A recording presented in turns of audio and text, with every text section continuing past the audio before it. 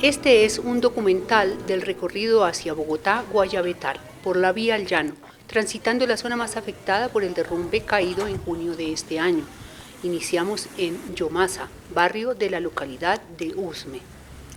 Esta es la línea Transcáqueza y esa la vía, la carretera millonaria que cobra su distancia en oro a quienes la transitan. Vía con los peajes más costosos del país y afectada por 137 puntos críticos con amenazas de deslizamiento y derrumbes. Ya vamos saliendo de Bogotá. Nuestro vehículo, esta vez la vía al llano que tiene un cierre indefinido por el derrumbe del kilómetro 58, permanece sola. Este es el chofer de la ruta. Aquí ya empiezan a entrelazarse historias de antes y de ahora. Él nos contó cómo heredó la ruta de su papá y también las dificultades que viven ahora los transportistas. Mi papá fue uno de los fundadores de Cotrascaqueza y ahí al lado de él aprendí y seguí con la profesión que él tenía, porque él ya no maneja, se retiró y yo quedé ahí en reemplazo de él. Antiguamente salíamos por el lado de la Victoria, Juan Rey, salíamos al Boquerón por la carretera antigua. No, eso entre más días hay más movimiento de pasajero, sí. Inclusive por lo que ya no mucha gente de la ciudad invierte en el llano para ir a vacacionar, o ya cuando se pensionan se van por allá a pasar el fin de semana.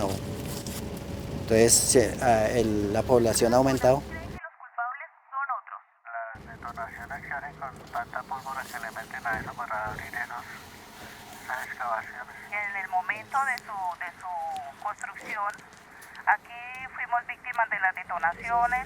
Mientras los niños de Guayabetal juegan tranquilamente por la vía donde al día pasaban más de 2.000 camiones, los adultos permanecen con la zozobra de que el derrumbe enluta de nuevo la zona como ocurrió hace 45 años con el desprendimiento de Quebrada Blanca. Después de que llega la noche uno le toca ir.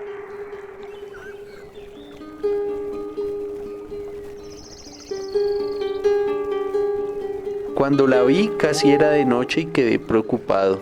Madrugué al otro día a revisar y encontré una grieta de 350 metros de longitud que tenía como 20 centímetros de diferencia. Recogíamos los cadáveres que encontrábamos y los subíamos a las volquetas llenos de barro, como estaban, para que los trasladaran al Coliseo Conquistadores en Villavicencio, donde se acomodaron para identificarlos.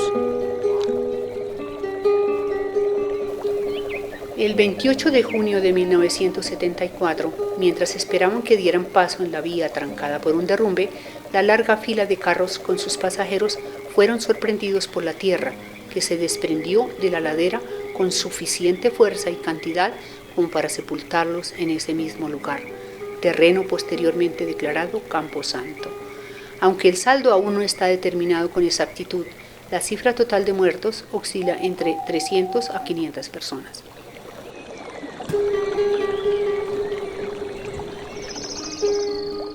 Fue un ruido terrible que nunca en mi vida volví a oír. Yo vi cómo se me vino la tierra encima, me agarré de unas matas, me eché la bendición y me dispuse a morir. Quien así narra, minutos después, supo que un mar de lodo se llevó a 25 de sus acompañantes. Fue catastrófico, un suceso horrible, un panorama de gente muerta. Contó Aristóbulo García, un sobreviviente.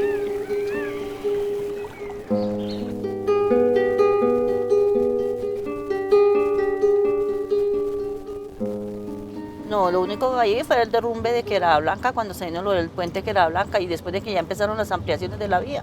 Sí, de ahí para acá empezó a molestar harto. Pero el resto no, la vía nunca había molestado para nada, para nada. Ahorita por lo menos ese ahí del túnel falso, cada rato ese derrumbe, ese volcán ahí en el túnel falso, es debido a tanta dinamita. Es que yo siempre he dicho que ni por más que usted diga que no, o sea, que Covian desniegue que es por eso, si usted mueve la tierra por debajo tiene que lo de encima soltarse. Si usted dinamita para sacarlo de por debajo, pues lo de encima tiene que irse soltando. Adriana nos cuenta su cercana relación con este camino que se ha ido transformando desde cuando era un camino de herradura, pasando a polvorientas carreteras destapadas hasta llegar a ser la moderna doble calzada que ahora recorremos, que no por lo moderna deja de derrumbarse y negar la libre vía a quienes deben transitarla. Ella también es de la generación de relevo. Su padre transitó estas vías décadas atrás. Que cuando mi papá empezó, yo me acuerdo que eso era uno que otro camión, uno que otro carro. Entonces ahorita pues la cantidad de carros, la cantidad de mulas y de todo es demasiado. Claro, cuando mi padre empezó a manejar y que yo andaba con él, eso no eran casi carros. Ah, era más corto. Claro, sí, los carros eran muy poquitos, imagínense, mi papá manejaba con los ojos cerrados a la vía, él la conocía. Que a él le gustaba mucho el trago y él tomaba. Y se venía, no sé, cargaba uno el viaje de madera porque él trabajaba con madera. Y cargaba uno el viaje de madera y se venía borracho. Y yo, papá, no se duerma. No, yo voy a mirar ahorita con una curva a la izquierda y con los ojos cerrados. Y así era la vía. Él la conocía porque él toda la vida mi papá manejó por esta vía. Él murió hace 5 años, pero yo desde que tengo uso de razón, mi padre fue conductor de carros, de camión. Pues porque por lo menos nosotros tenemos casa en Pipiral y quedamos a este lado y no podemos bajar, porque el carro no lo hemos podido pasar, entonces porque es un carro pequeño, según ellos no pasa carro pequeño. Y para la vuelta no se justifica tampoco porque pues mi esposo dice que dejar así, no se justifica llevar el carro por el otro lado porque también la vía es que es muy fea. Y es un carrito ya pues no nuevo ni nada para no ir a meterlo por allá a acabarlo. Entonces no hemos pasado, nosotros no hemos podido bajar a la casa. Estamos desde el derrumbe a este lado.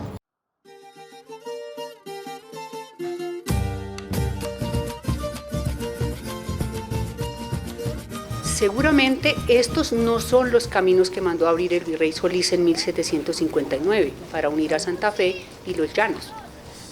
Podemos pensar en similitudes, y que lo tortuoso que referencian los historiadores se relaciona al menos con lo resbaloso y a ratos empantanado del terreno, que hace inevitable cuando se transita a pie por lo menos una caída durante el recorrido.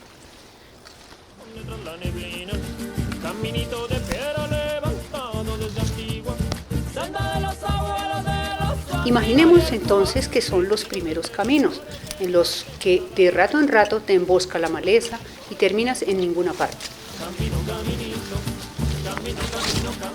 Al transitar por estas rutas no encontramos a cabalgante alguno, pero sí varios inexpertos caminantes que por extrema necesidad debieron hacer el recorrido. A ratos es necesario bordar el río, mojarse los zapatos y desandar un tramo. Cuando por fin finaliza el camino después de 3 horas, el caminante estará de acuerdo con el diagnóstico inicial. Es un camino tortuoso, difícil, riesgoso y hay pequeños derrumbes por doquier. Es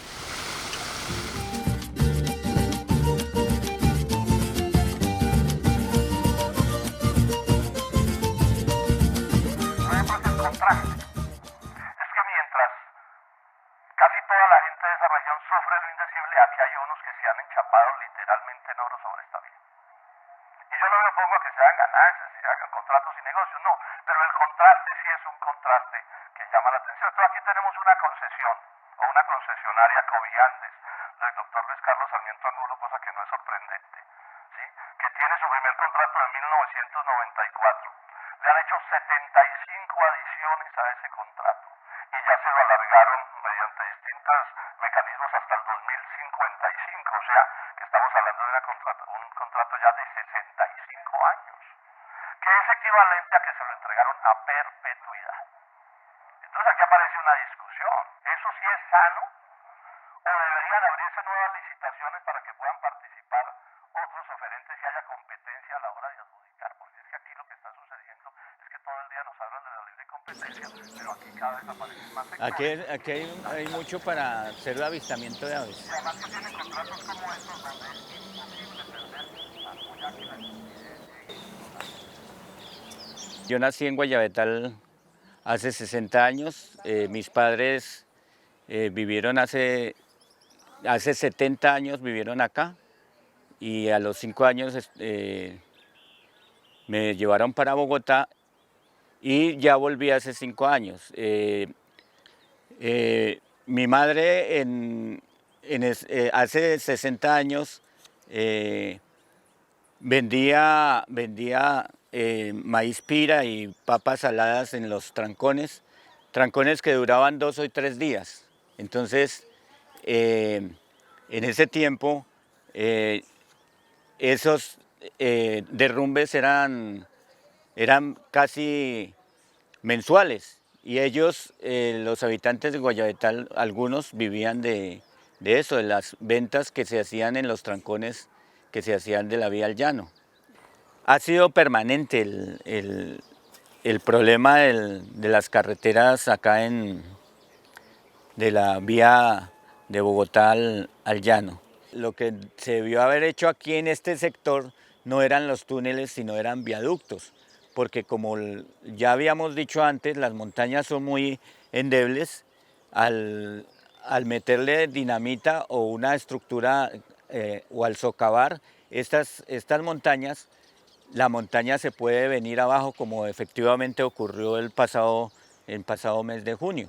Entonces, lo más factible y lo que aconsejaban una compañía de japoneses era hacerle los puentes entre montañas, o sea, los viaductos, para no romper las montañas y que las montañas no se desmoronaran como efectivamente estaba ocurriendo. Y las vías alternas que hay aquí en este momento es por esta carretera que conduce hacia Gutiérrez, y allá al fondo se ve la otra carretera, que es una vía alterna que es por Trocha, que va de el Guayabetal en la vereda del Primavera hasta Mesa Grande, que cruza por detrás de esta montaña y llega a Mesa Grande. La cordillera oriental, específicamente aquí cerca del Piedemonte Llanero, es muy joven. Es tan joven que no se ha compactado muy bien, entonces por lo tanto es muy inestable. Y esto unido con la intervención del hombre, entonces todo esto era bosques, y estos los talaron y las montañas quedaron así de peladas. Por ahí en los años 60, aquí por estos lados, la gente hacían acerríos, o sea, donde talaban los árboles y aquí mismo hacían las tablas para después llevarlas a Bogotá. Acá lo que me comentaba un geólogo es que se producen temblores que pasan desapercibidos para nosotros, de 1 o 2 grados, por eso es que se producen todas esas caídas. Si ustedes se pueden dar cuenta, todas esas caídas de tierra, el suelo se va erosionando y se va cayendo.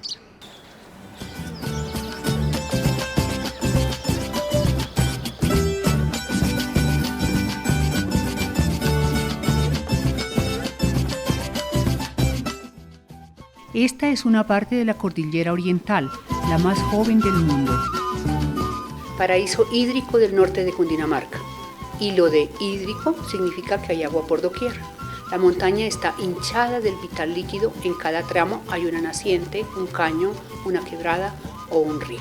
Yo me la paso pensando si será tan imposible que cuidemos el agüita siendo tan imprescindible. Las carreteras destapadas son polvorientas, pero el agua apacigua todo, humedece el terreno y quita el calor y la sed de los viajeros. Miremos los arroyitos, los humedales hacia el río.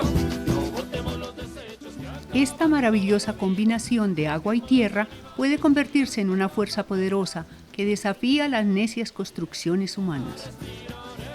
Produce ríos crecidos, daña carreteras, avería y tumba puentes.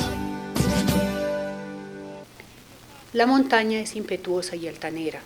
Los pueblos que viven en sus faldas entienden su naturaleza, pero los poderosos, los que especulan con el precio de las tierras, las vías, los pueblos, ellos no reparan y rompen, excavan, dinamitan, destruyen, construyen puentes, viaductos, túneles. A la montaña no le importa.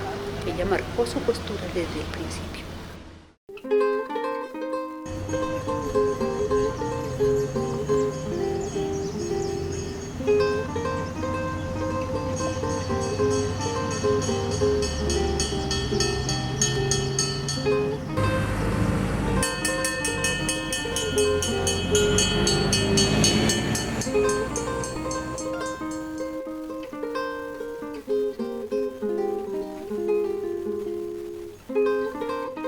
Este pequeño pueblo se encuentra ubicado en el punto más neurálgico de derrumbes en estos momentos.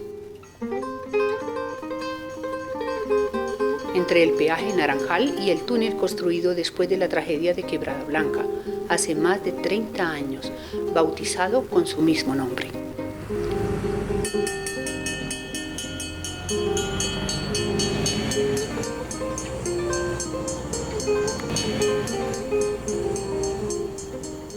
Justo a la entrada de Guayabetal está la vía taponada, aislando al pueblo y obliga a los viajeros a realizar peripecias por los caminos verdes o por las carreteras destapadas, no aptas para cualquier vehículo.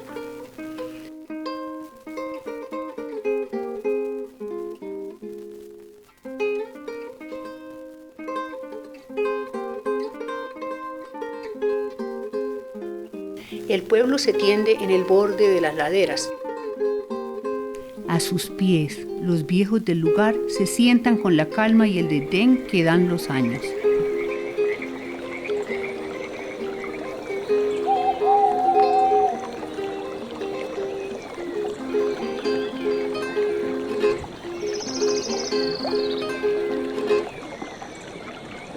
El tiempo parece detenerse, el ruido de la naturaleza lo inunda todo.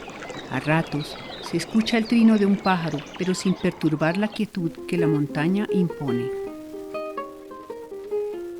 Es inevitable caer en una especie de encantamiento y embeleso ante la majestuosidad de los cerros.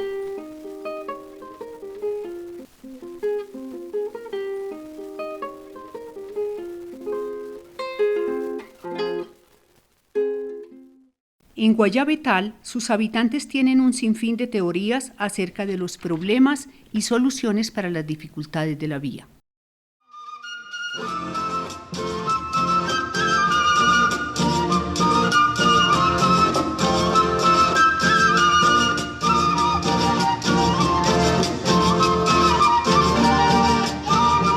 Guayabetal es un paraíso hídrico, gloria a Dios por tener buenas aguas, pero eso también hace que sea muy inestable para el tema de la construcción de vías. Entonces, es ahí donde los ingenieros deben de prevenir estas cosas antes de empezar a perforar estos cerros. Es decir, si aquí sale mucha agua, si la roca no es muy estable, si las cordilleras están muy jóvenes, como dicen los expertos, démosle otro manejo, no le hagamos túneles. En el caso del kilómetro 58, empíricamente hablo, porque no soy ingeniero, fue un túnel que se construyó muy superficial.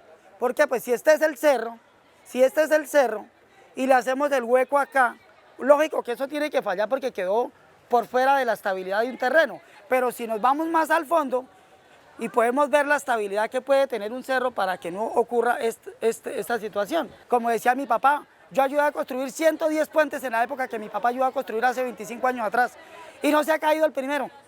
En ese tiempo sin ingenieros, y se construyeron grandes obras que no se han caído, como se cayó el puente Chirajara, como se cayó el túnel 13, como está colapsando el túnel 3, que también en la vereda de Suzumuco, kilómetro 67 más o menos, 68, está colapsando también el túnel 3 del nuevo viaducto. Tenemos atropellos de la empresa Coviandes, ¿cuáles son? Que dicen, va a pasar un túnel por allá, pero como eso pasa a 300 metros de su vivienda, no, eso no le va a pasar nada. Pero las detonaciones de pólvora, el manejo de material, de volquetas, de maquinaria que está trabajando, eso ha hecho que colapsen nuestras viviendas. En el caso mío, en el kilómetro 66, mi papá tiene una finca ahí. Debido a las detonaciones que hicieron porque pasó un túnel por arriba, bajó una avalancha el pasado 26 de agosto. Y en este momento, mi papá y mi mamá, no me da pena decir lo que están prácticamente pidiendo limosna. Durmiendo donde les den la posada, porque ellos se les acabó todo lo que tenían.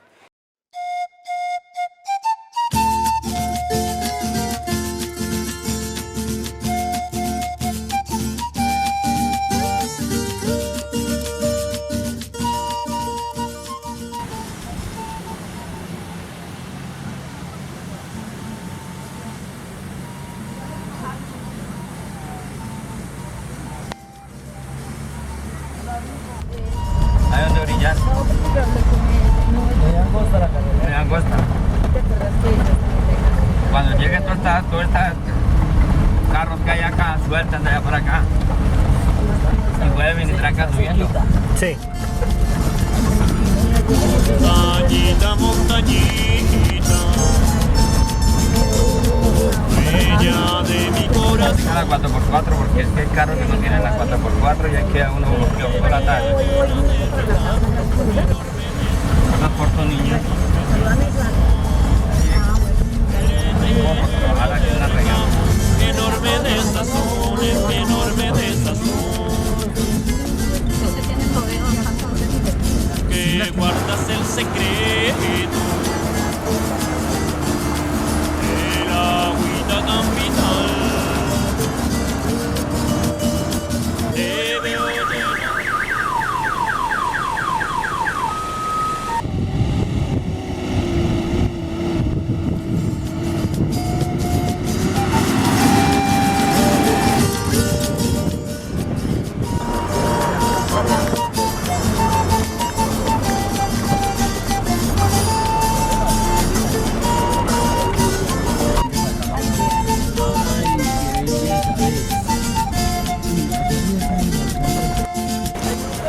Mayora de mis quereres, necesitas descansar. Veladita te han dejado, la riqueza alcanzar, la riqueza alcanzar. Veladita te han dejado, la riqueza alcanzar, la riqueza alcanzar.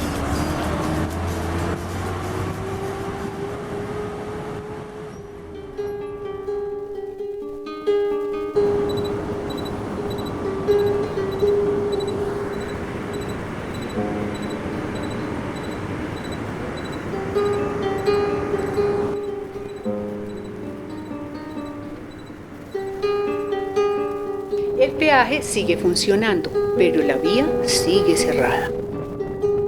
¿Hasta cuándo se prolongará la improvisación y los negocios en favor de particulares?